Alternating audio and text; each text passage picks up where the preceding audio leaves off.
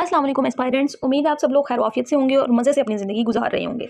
ये वीडियो सिर्फ CSS aspirants ही नहीं बल्कि पीएमएस, केपीएससी और ऑल द कॉम्पिटिटिव एग्जाम के जितने भी एस्पायरेंट्स हैं उन सब के लिए बहुत इंपॉर्टेंट है। किसी भी पेपर में अच्छा स्कोर करने के लिए या उसको स्ट्रेटेजिकली प्रिपेयर करने के लिए उनके पास्ट पेपर्स का एनालिसिस बहुत ज़्यादा इंपॉर्टेंट होता है। इस वीडियो में हम ये समझेंगे कि पास्ट पेपर्स का एनालिसिस किस तरह से किया जाता है, वो क्यों इंपॉर्टेंट है और उसको करने के बाद हमारा हाफ से ज़्यादा जो बर्डन है वो किस तरह से कम हो जाता है। जब हम इस वीडियो के एंड तक पहुंचेंगे तो हम इस बात का अंदाज़ा लगा चुके होंगे कि पास्ट पेपर्स का एनालिसिस करने से हमारा कितना बर्डन रिलीज़ हो जाता है और हम अपने सिलेबस को कितना फोकस्ड होकर प्रिपेयर कर सकते हैं, क्योंकि इसके बाद हम पेपर में आने वाले क्वेश्चंस का भी अंदाज़ा लगा सकते हैं और हमें उस एनालिसिस के बाद इस चीज़ का अंदाज़ा हो जाता है कि सीएसएस में चलने वाला जो ट्रेंड है या जो एग्जामिनर का स्टेट ऑफ माइंड है वो किस तरफ को टिल्ट कर रहा है।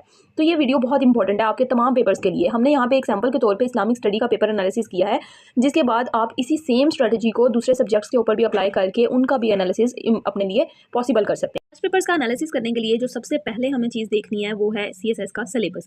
किसी भी सब्जेक्ट का सिलेबस बहुत ज़्यादा रोल प्ले करता है उसकी स्ट्रेटेजिकली प्रिपरेशन के अंदर। जब तक हम सिलेबस ओरिएंटेड या आउटलाइन ओरिएंटेड नहीं प्रिपेयर करेंगे पेपर को, हम अच्छा स्कोर नहीं कर सकते। अब चूंकि इसकी जो आउटलाइन है वो थोड़ी सी लेंथी होती है या फिर वो थोड़े से उसके अंदर कॉम्प्लेक्स टॉपिक्स भी आ जाते हैं, तो उसको अपने लिए ईजी करने का बेस्ट मेथड है पास्ट पेपर्स का एनालिसिस।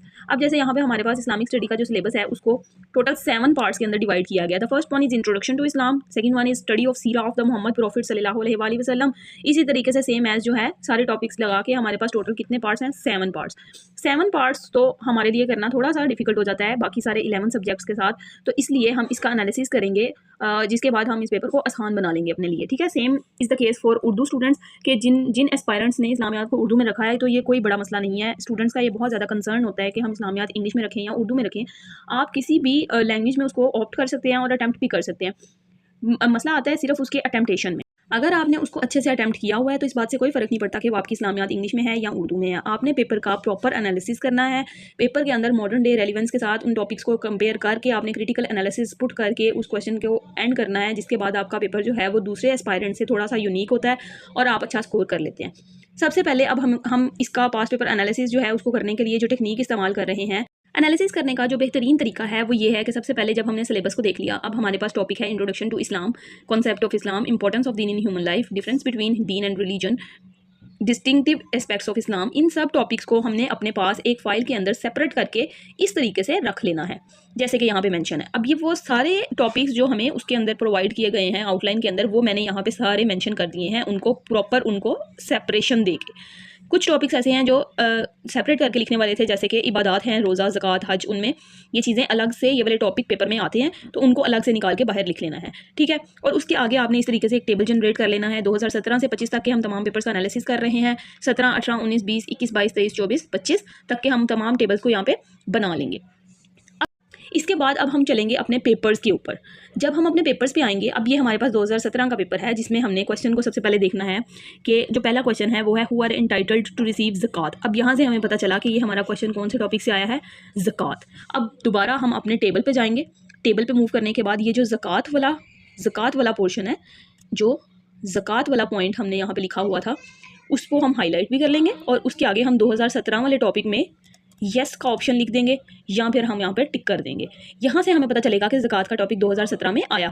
दोबारा जब हम पेपर्स पे मूव करेंगे, अब हम 2018 के पेपर में जब जाएंगे, यहाँ पे हम उर्दू वर्जन में देख लेते हैं ताकि वो एस्पायरेंट्स जिन्होंने इस्लामियात को उर्दू में रखा है उनके लिए ये बात बिल्कुल भी डिस्पैरिटी क्रिएट ना हो कि हमारे लिहाज से गाइड नहीं किया जा रहा। तो अब यहाँ पे हम देख सकते हैं कि ये इज्तिहाद की तारीफ़ करते हुए, यानी कि इज्तिहाद से आया हुआ है सवाल, तो हमने अपनी फ़ाइल के अंदर जाते ही इज्तिहाद वाला टॉपिक फाइंड करके उसको हाईलाइट भी कर लेना है। इज्तिहाद, उसको हाईलाइट भी कर लेंगे हम और हम 2018 वाले बॉक्स के अंदर यस भी लिख देंगे। ठीक है, अब यही काम हमने अपना 2017 से 25 तक के पेपर में करना है और जितने भी टॉपिक्स में से सवाल आता है उसके आगे हम टिक कर देंगे या फिर हम यस लिख देंगे।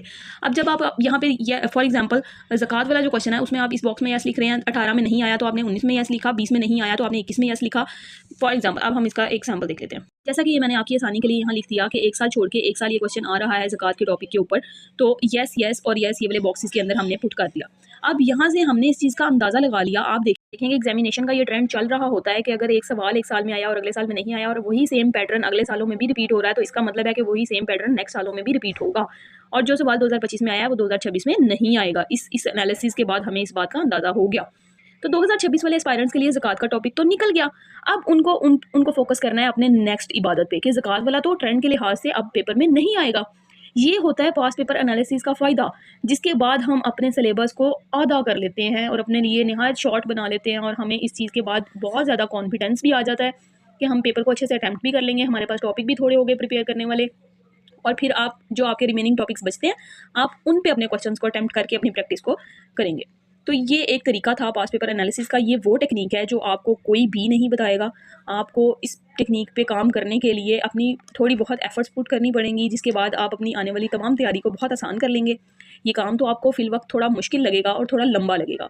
आपको लगेगा कि बहुत टाइम टेकिंग प्रोसेस है और इसको करने का कोई फ़ायदा नहीं है, जबकि आई बेट यू कि आप अगर इस पेपर एनालिसिस को अपने लिए पॉसिबल कर लेते हैं तो आप अपने लिए वो आसानियाँ पैदा कर लेंगे कि आपका जो बर्डन है वो इस हद तक रिलीज़ हो जाएगा कि आप सोच भी नहीं सकते।